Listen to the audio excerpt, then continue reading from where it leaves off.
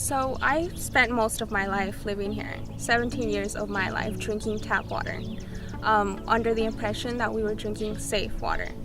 However, after we realized that a lot of our surrounding communities were drinking contaminated water and weren't aware of that, it was very shocking and very, just appalling.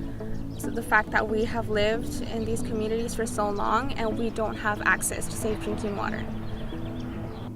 There are folks though within our service boundary that are not part of our system. They're not connected to our system. These folks generally live in the eastern part of the Coachella Valley, what's considered the unincorporated area of Riverside County.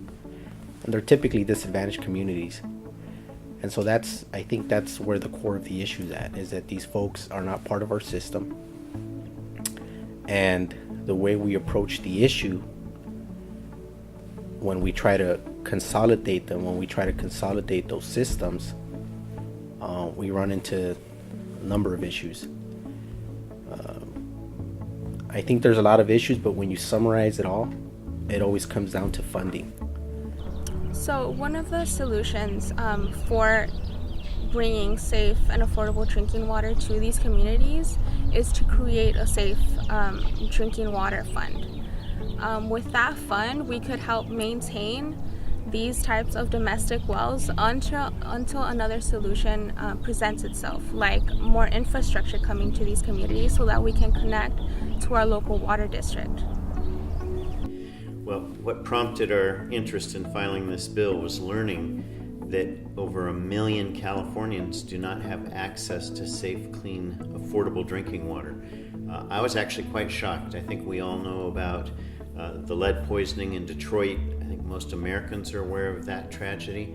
But here in California, we've just learned 300 communities without access to clean, safe drinking water.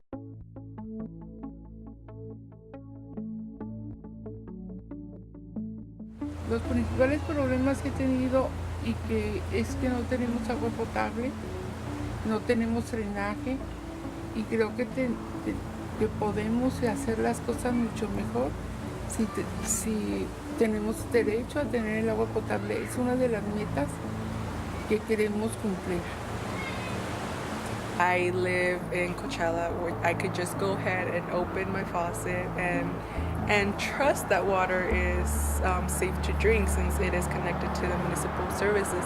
And you really don't think about that when you have it until you actually go about and are engaged with community that doesn't have that luxury, and it shouldn't be a luxury. Once you put that title to it, then you know that is not fair.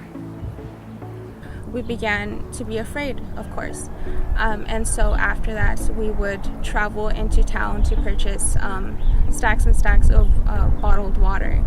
And that you add travel costs, gas, your time, and that sometimes added up to $50 to $100 a month. A lot of the community residents that live in these types of communities, in these mobile home parks, are low-income immigrant families who work in agriculture, and so that was taking a big percent of our paycheck. So the issue with this is that it's an additional expenditure on the family, and it's something that they have to do that the rest of the valley doesn't have to do. I don't think it's fair. I don't think that the fact that the water district is actually over this area, I don't think it's fair.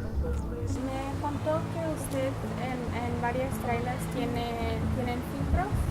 Sí, en todas las trailers hubo una donación y cada una de ellas tiene filtros abajo en su cocina, abajo del lavadero para que de ahí tomen agua. Y se hace cada año un examen si tienen arsénico y siempre ha salido negativo. Se hace cada 3 meses para la bacteria, también para el agua. ¿Y usted cree que eso es suficiente?